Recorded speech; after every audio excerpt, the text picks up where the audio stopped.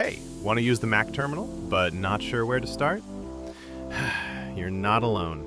It looks scary, but it's way easier than you think.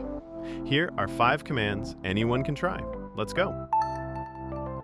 Command 1, cd. That means change directory. Try cd desktop. You're in.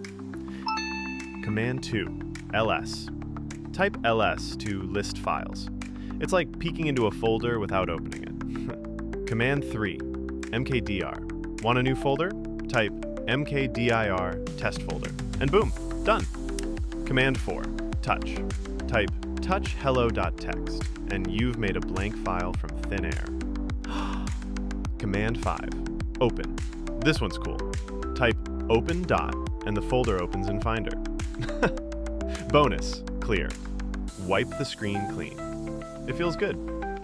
Now you've got 6 quick tricks. Still scared of terminal? I didn't think so. Subscribe for more from Mac Guru.